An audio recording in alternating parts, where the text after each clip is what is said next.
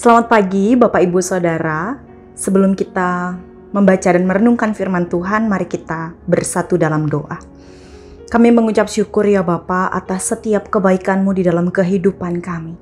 Dan pada saat ini kami hendak mendengarkan firman-Mu, kiranya Engkau menyertai setiap kami, buka hati dan pikiran kami agar kami dapat mengerti dan dapat melakukan apa yang Engkau firmankan di dalam kehidupan kami hari lepas hari. Terima kasih ya Tuhan, di dalam nama Yesus Kristus kami mengucap syukur dan berdoa. Amin. Bapak Ibu Saudara, pembacaan Alkitab kita pada hari ini diambil dari kitab Wahyu pasal 21 ayat yang kelima. Demikian. Ia yang duduk di atas tahta itu berkata, "Lihatlah, Aku menjadikan segala sesuatu baru." Dan firman-Nya, "Tuliskanlah karena segala perkataan ini adalah tepat dan benar." Demikianlah firman Tuhan. Bapak Ibu Saudara, kutipan dari ayat ini adalah, "Lihatlah, aku menjadikan segala sesuatu baru." Tetapi pertanyaannya, apakah ada yang benar-benar baru di dunia ini? Kalau kita lihat di dalam kitab Pengkhotbah pasalnya yang pertama dikatakan tidak ada sesuatu yang baru di bawah hari. Adakah sesuatu yang dapat dikatakan lihatlah ini baru, tetapi itu sudah dulu lama sebelum kita ada? Bapak Ibu Saudara, betul kitab Pengkhotbah. Tidak ada yang baru di bawah matahari, tidak ada yang baru di bawah kolong langit. Perubahan itu ada. Dan segala sesuatu pasti berubah. Mari kita bandingkan kota saat ini dengan kota 10 tahun yang lalu. Pasti berbeda. Wajah kita pun mungkin berbeda. Kalau kita bandingkan wajah kita saat ini dengan wajah kita 10 tahun yang lalu. Banyak hal yang berbeda karena itu berubah. Kalau kita mungkin cat rambut, ya tadinya rambutnya putih kemudian diubah menjadi merah atau menjadi hitam, atau kalau kita pakai make up ya penampilan kita berubah, tetapi kita tidak benar-benar berubah. Begitu juga di dalam hubungan kita dengan Allah. Kita manusia yang lama, kita berdosa. Namun karena kehadiran Yesus Kristus, Ia mau mengorbankan dirinya untuk menebus dosa kita, maka kita menjadi manusia yang baru. Kedatangan Yesus Kristus ke dunia adalah puncak dari proses pembaruan Allah yang sudah dimulai sejak manusia jatuh ke dalam dosa dan seluruh ciptaan menjadi rusak.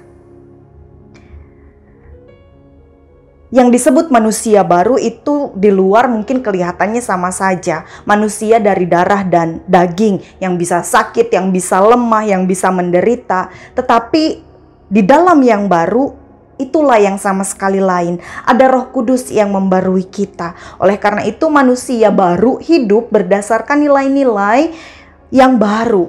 Nilai-nilai Allah, bukan nilai-nilai dari dunia.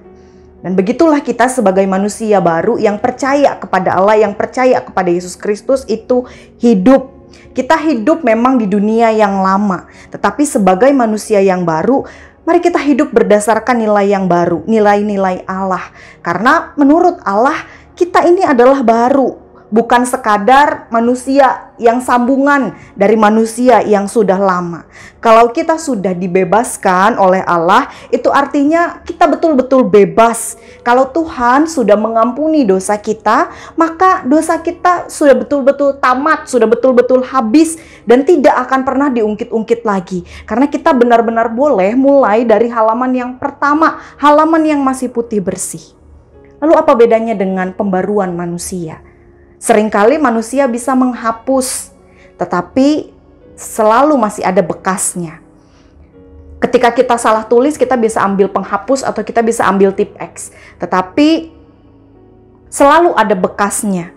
Kita sebagai manusia bisa mengampuni, bisa memaafkan. Tetapi apa bisa melupakan? Mungkin sulit bagi kita. To forgive, ya. But to forget, no. Sekali lagi Bapak Ibu Saudara, kita diminta hidup sesuai dengan nilai-nilai Allah. Dan sekali lagi juga, Allah tidak pernah menyebut kita mantan pendosa.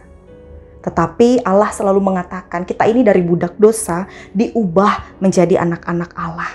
Masa lalu kita sudah dihapus sampai bersih. Kita boleh mulai lagi dari titik nol, dari halaman yang pertama. Karena itu, mari kita tidak tunduk di bawah kuk penghambaan lagi. Memang daya tarik dari hidup yang lama berusaha mencengkram dan menguasai kita kembali. Tapi mari kita tidak mengubah mental yang anak Allah berubah menjadi sekejap kembali menjadi mental budak lagi. Mari kita dalam hidup kita tetap melangkah, tetap berjuang, tetap maju, tetap bertahan. Mari kita ajak Tuhan di dalam setiap peperangan rohani kita, di dalam setiap pergumulan kita. Mari kita berdoa. Bapa, kami bersyukur karena Engkau telah datang ke dunia, membuat kami menjadi anak-anak-Mu. Ajarlah kami untuk senantiasa hidup di dalam nilai-nilai Allah, tidak kembali lagi menjadi budak dosa. Dan biarlah kami juga selalu berpengharapan hanya kepadamu. Inilah doa kami ya Bapa, di dalam nama Yesus Kristus kami mengucap syukur dan berdoa. Amin.